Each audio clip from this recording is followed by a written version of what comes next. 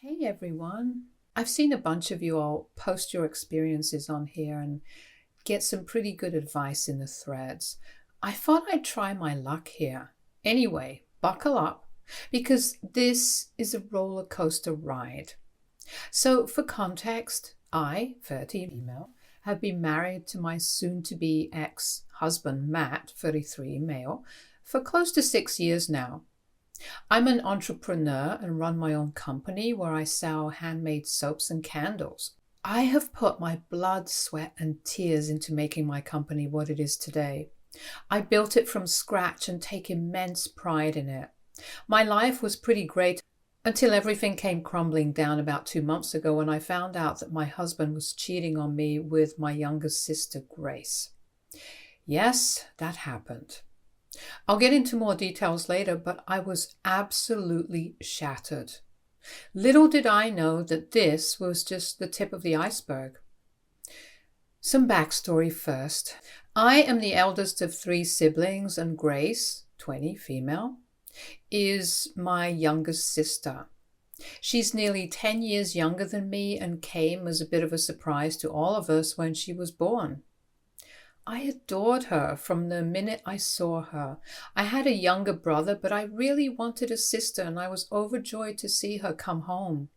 Since she was so much younger than me, I sort of became like a second mother to her. I doted on her constantly, fed her, bathed her, and even bought things for her with my pocket money. She was the cutest baby, and I made my dad buy me a digital camera so I could take pictures of her and make them into a scrapbook. I loved her so much, and I was pretty much ready to do anything to make sure she was happy. As we got older, I started earning some money, and I'd buy her all sorts of toys, books, and clothes. I'd pick her up from school every day. We'd spend our weekends watching Gilmore Girls together, eating ice cream and popcorn and visiting the bookstore. Those were some of the best days of my life. I could tell, even from back then, that Grace adored me just as much as I adored her. Things began to change when I moved out for college. It was in a different state, and although I tried to visit home as much as I could only manage to go during the breaks. I missed everyone a lot, especially Grace, and I hated the fact that I was going to be missing out on such a big part of her childhood. I was thriving in college. For the first time in my life, I was staying away from my parents, and I got way more freedom to do whatever I wanted. So I did the typical college things and went to a bunch of frat parties with my girlfriends, and it was at one of these parties that I met Matt. He was actually the DJ, and I thought he was the coolest guy ever. He had tons of tattoos, shoulder-length hair, and just exuded charisma. We hit it off almost immediately and partied the night away after exchanging numbers. I later came to know that he was actually a student at my college, but was a couple of years older than me.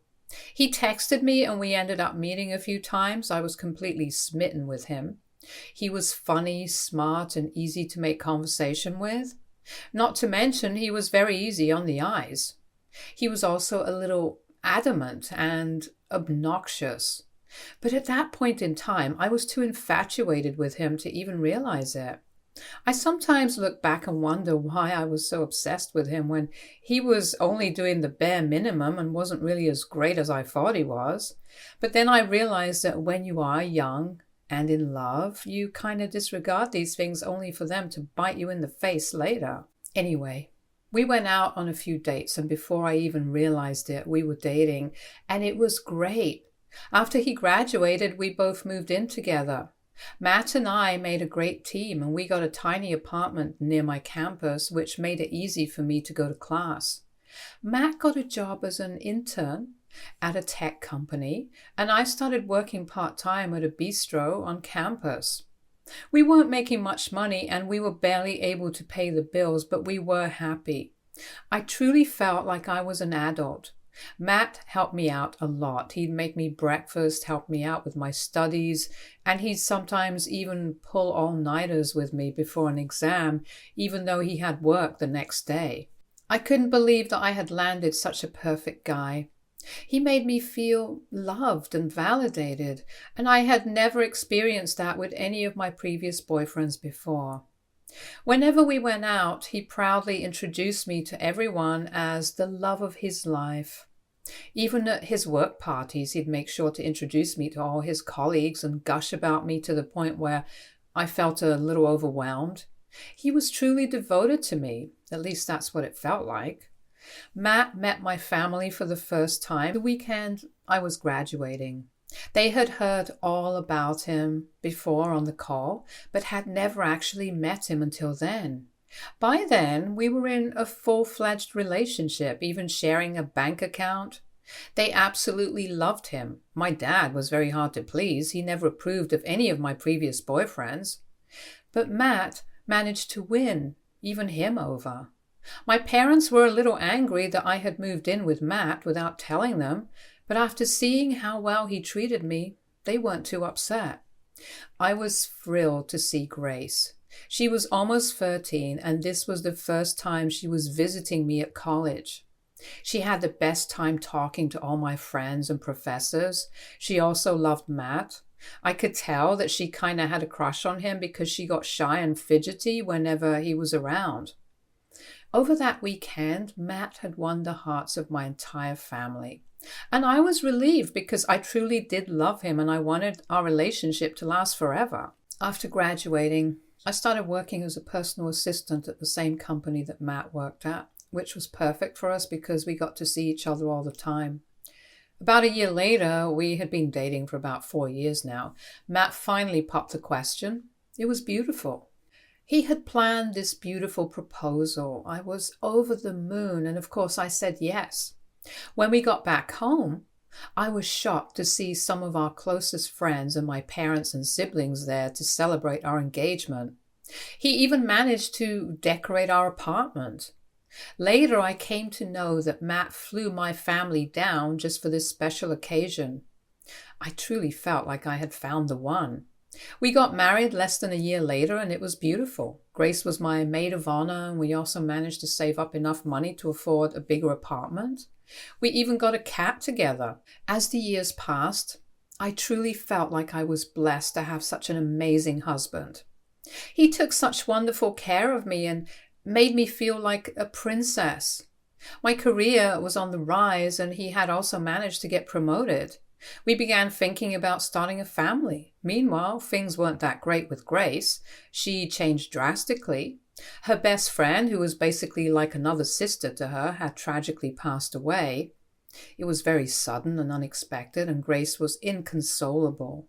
I rushed back home to help her, but she was a mess. After this whole incident, I observed a drastic change in her. She stopped speaking, stopped eating, and we just gave her space and time to grieve and understand reality. Her condition wasn't getting better even after months, and that's when I started getting worried. She was only 15 and was dealing with horrible circumstances. She stopped going to school and was failing most of her classes. I wanted to put her in therapy, but my parents insisted on just giving her more time and space to grieve. She eventually started talking more and leaving her room, but I knew that she was depressed. It was as if the happy, energetic Grace I knew was gone.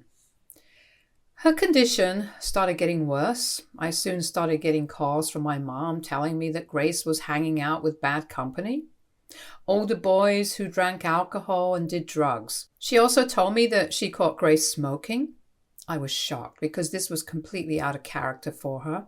When Matt and I visited home one Christmas, things went from bad to worse. I could see a visible change in Grace. The way she dressed, spoke, and acted had changed drastically. She was being very rude and disrespectful, and she was just overall being a brat. I tried speaking to her personally. She used to always tell me everything, but this time, no matter how much I tried to understand her, she shut me out. She told me that I was never going to be able to understand her pain and that she just wanted to be left alone. The day I brought this up with Grace, a huge argument broke out. She said that she wasn't crazy and didn't need therapy. A lot of harsh words were exchanged, and only Matt was able to calm her down. Eventually, she said that she was going to a friend's house to relax. She didn't come home that evening, and by night, I was beginning to panic. I was about to start calling all her friends when her boyfriend at the time, he was a 20-year-old dating a 16-year-old, called us and told us that Grace had overdosed on some pills.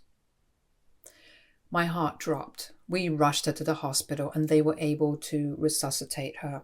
We later found out that Grace had been taking drugs ever since her friend died to numb the pain. We vowed to do everything to prevent this from happening again and put her in therapy. This had been a terrible ordeal, and I was just glad that she was getting help. Barely a few months later, I got a call saying that she had overdosed again. Miraculously, she survived yet again, but this time we had to put her in rehab. She'd stay there for a few months, get clean, and once she got out, she'd start all over again. It was pathetic to see such a young, smart girl just wasting away her life like this. No matter what we did, she reverted to her old ways. It became a vicious cycle, and the more we tried to help, the more she pushed us away. After many failed attempts to get her clean, I gave up. This might make me sound like a terrible person, but Grace had pushed me to my limits, and I decided to focus on myself a little. Matt was my rock during these times. He was like the mediator between Grace and me and usually helped calm down the situation. He'd listen to me and help me find ways to help Grace, and he was very patient with the whole thing. I began focusing on work again and we started trying for a baby, but even after trying for a whole year, we didn't have any luck. I was diagnosed with PCOS, which made getting pregnant naturally difficult, but not impossible. At first, we were hopeful, but as the days passed by, I started getting depressed because I really wanted to become a mother, and the fact that I wasn't able to, after trying so hard, completely bummed me out. This started affecting my work and my performance began to decline. Eventually, I quit because I just didn't feel up to it. I felt like I had failed as a woman to achieve the most basic primal object of being a mother. I could tell that Matt was equally struggling, but he never blamed me for it, nor did he pressure me into doing anything I didn't want to. I tried getting other jobs but wasn't able to, and that's when I decided to make something of my own. I had always loved handmade soaps. In fact, as someone who suffered from acne, I had started making my own soaps years ago and had a general understanding of the ingredients that went into making them. I started making and selling my soaps to a few of my neighbors and friends, and guess what? They loved it. Soon they started ordering from me on a monthly basis, and my friend made a website and I started selling them throughout the country. One of my friend's daughters made a TikTok about it, and that's when my business truly blew up and I started making a profit. For the first time in months, I started feeling like myself again. I stopped focusing on trying to get pregnant and started enjoying being an entrepreneur. It seemed as if Matt was doing well too because he appeared to be happier than before. He said he had gotten promoted and had started taking frequent business trips. Things were finally looking up for us until about 2 months ago. Matt was on one of his trips and I was lonely, so I decided to visit my parents and try to mend things with Grace. When I went back, they told me that Grace had moved out and was living with a friend. I decided to pay her a surprise visit and went to the address that my parents gave me. It turns out I was the one who was surprised because when I went to her house, Matt opened the door. Yes, my husband Matt is half dressed. Grace was right behind him and they both looked horrified. I was more confused than anyone and I refused to believe what was in front of me, but the guilty look on their faces confirmed my worst suspicions. Both of them said that he was just visiting her and that he was working nearby, but I did not believe a single word. I was completely blindsided. My mind refused to make sense of what was happening. The last thing I ever expected was Matt cheating on me, and that too with my little sister.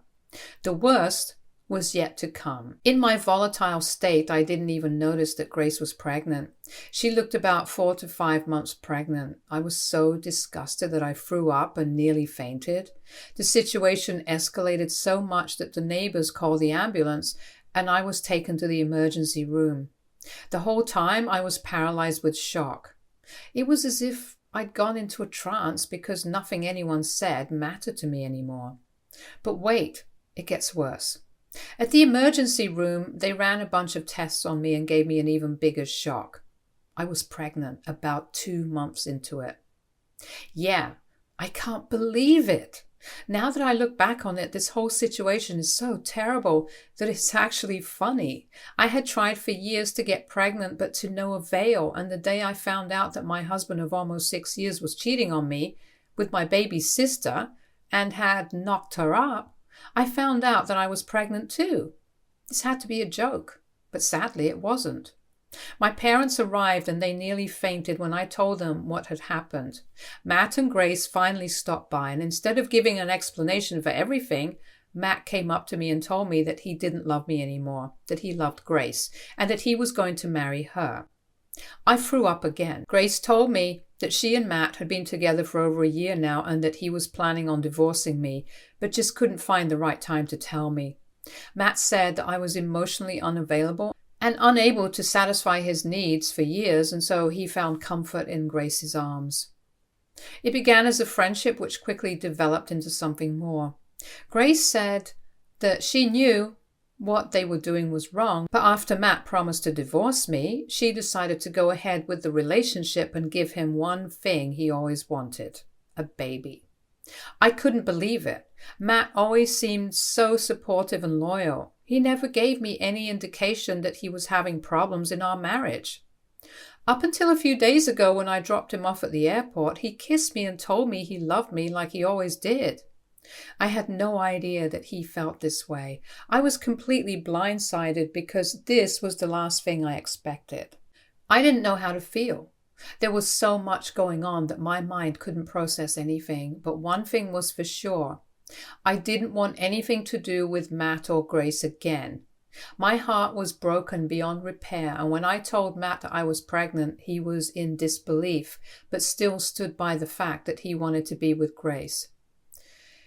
I was very disgusted by the whole thing. Matt had known Grace since she was 12, and that was a whole new level of creepiness. I decided to stay with my parents for a bit because the doctor said that this was a high-risk pregnancy. All I wanted was a baby, but I had never been more miserable in my life now that I had a baby in me.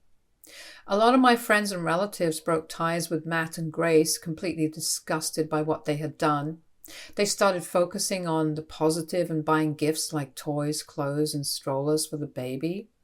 You won't believe it, but Matt and Grace didn't call me even once to apologize. The only time Matt called me, he had the audacity to ask me to buy things for his baby with Grace because the whole family had isolated them and had not given them a single thing, while they were overdoing it for me.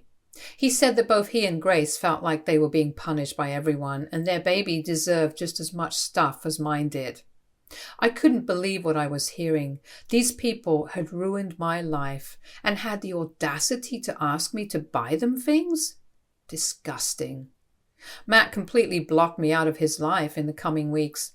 I tried many times to get in contact with him to discuss what to do further, but he didn't even reply. My parents told me that Grace had been telling them that she had a boyfriend who loved her and treated her well. Every time they asked to meet him, she would come up with some excuse, but they had no idea it was Matt. I don't know how he did it, but he managed to manipulate my emotionally fragile sister and somehow convince her that I was the problem and he was not in the wrong. That boiled my blood more than anything. Grace's betrayal hurt me more than Matt's. After about 2 weeks of trying to contact him, I decided to get lawyers involved and file for divorce. However, just before I could do it, I got an anonymous email claiming that they had important information about Matt. I thought it was a prank, but I was very curious. I mailed them back saying that I was interested, and then they sent me another email with a link to a folder that contained photos of phone conversations, bank statements and other documents about Matt. The email said that Matt had lost his job over 2 years ago and had borrowed tons of money from some money lenders. He was unable to pay back what he owed, was now avoiding them, and was in a ton of debt. They found out that he had another girlfriend in Thailand who was willing to let him stay at her place. Phone conversations revealed that he had been planning this for months. He secretly bought plane tickets and got a work permit for Thailand and was planning on leaving next month, leaving everything behind so that he could evade paying back his loans and start a new life with her. My jaw dropped. I refused to believe that Matt was this unhinged, but the proof was right there in front of me. Everything was there. All the conversations that he had with the money lenders, pleading with them for more time. The conversations with his girlfriend, talking about how he was going to marry her. Never once did he mention that he was already married. Bank transfer statements, even plane tickets and visas. Matt had somehow convinced my sister that he loved her and was going to stay with her when he was planning on leaving all of us in the dust. He was going to pay. There was no way he could ruin all our lives and then just run off and avoid the consequences of his actions. Enough was enough. I printed out all the information and sealed it in an envelope. After talking to my parents, I finally contacted my lawyers and told them everything. After a lot of objections and excuses, my lawyers were finally able to get hold of Matt and arrange a meeting. When we finally met, I was happy to see that he had brought Grace along with him. As soon as he saw me, he started saying that he didn't love me anymore and that I had to get over him and to stop leeching off him for everything. I laughed as I handed him the envelope and told him that it contained everything that he'd ever need. He looked surprised, but as he went through the documents, all the color in his face drained away. I told Grace everything about how he was planning on leaving her, fooled her, and showed her all the receipts. Matt said that I was trying to frame him for everything because I was jealous and started making excuses, but as I said, the proof was irrefutable and my lawyers ensured that I was protected. I served him the divorce papers like the cherry on top. He looked like he was about to faint. He once again made up fake excuses, denying all the claims, but when he realized that even Grace wasn't buying his story, he started apologizing and saying that this was all a big misunderstanding. He was advised to get his lawyers involved before he ruined matters even more. My lawyers assured me that Matt wasn't going to be leaving anytime soon because the work permit that he had was obtained illegally. Yes, this just keeps getting worse and worse for him, which was great for me because that meant that he had to face the consequences of his actions. The divorce trial will start soon, and at the moment, everything is a mess. Matt is going to be questioned regarding his illegal visa, and Grace is absolutely wrecked because she fell for his lies. My parents don't know how to handle either of us. Is it wrong to feel a little smug about the whole thing? Does that make me a bad person? Matt had ruined my life, and in a way, I feel like I'm just getting back at him. Everything is in shambles right now, and nothing has been confirmed, and I am just so conflicted. Should I have handled this better? Update 1. Hello, everyone. Wow, it's been a while, and I have a lot to say. First, I'd like to address a few comments that I have been getting under this thread. Matt had known Grace since she was 12 years old, a literal child, even though they had an affair when she was an adult, barely. It is legal, but that still doesn't change the fact that what he did was extremely predatory and weird. She was like a child to me, and the fact that Matt was even remotely interested in her that way disgusts me. I'm only saying this because I see some men in the comments actually defending Matt and saying that Grace was equally at fault. I'm not saying that Grace isn't responsible. She has been dealing with her own problems, like her mental health and addictions, for ages. She was in a vulnerable position and Matt knew that. He also knew that she had admired him for ages. He could have cheated on me with any girl, but he went for Grace because he knew that she could be easily manipulated. What I'm trying to say is that both of them did terrible things, but Matt is truly a vile person for taking advantage of all of us like this.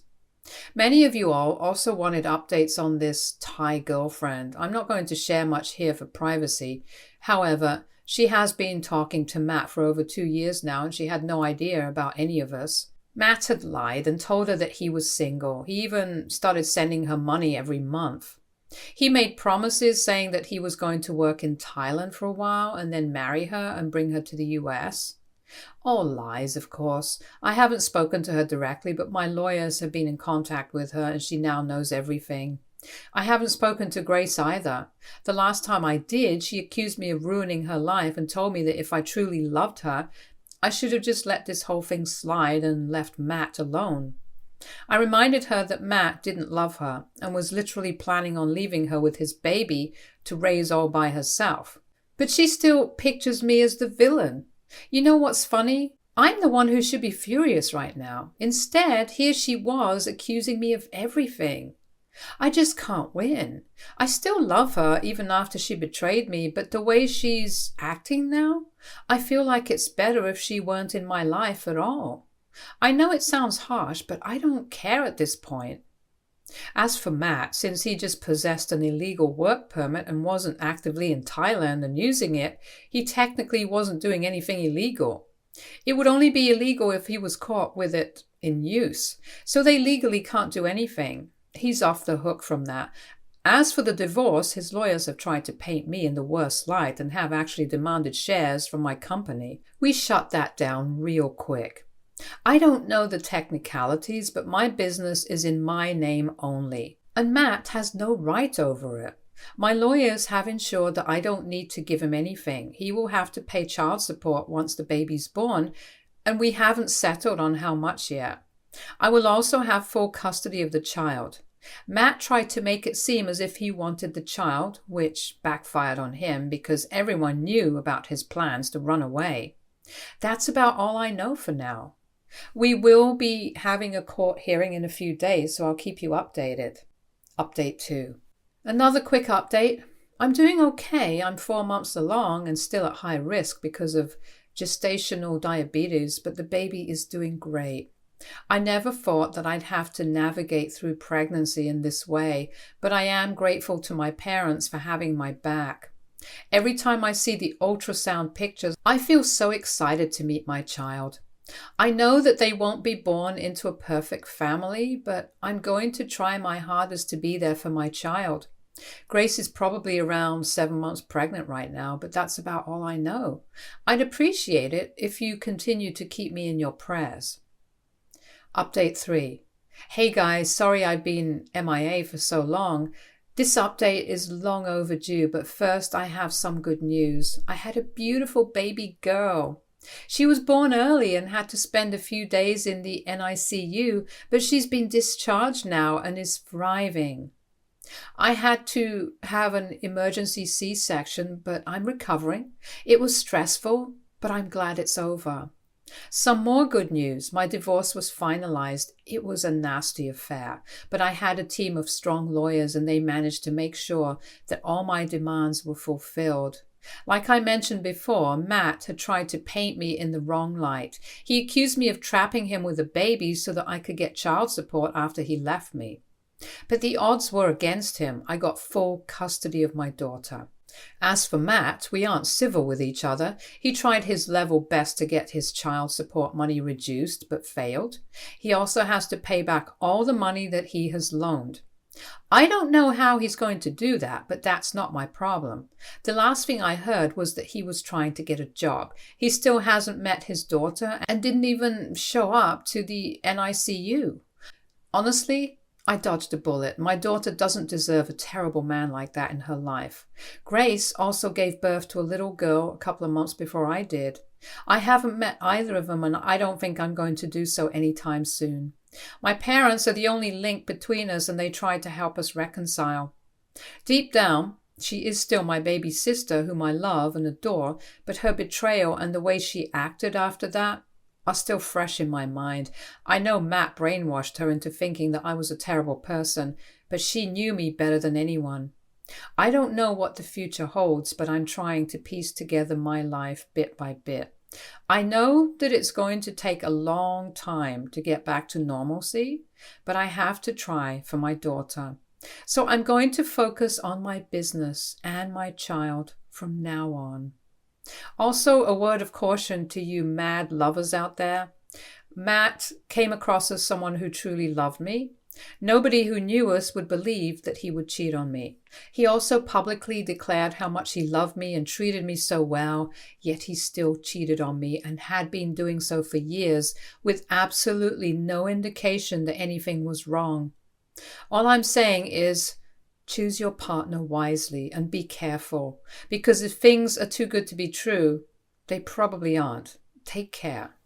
Stay tuned for more stories from our girl relationships.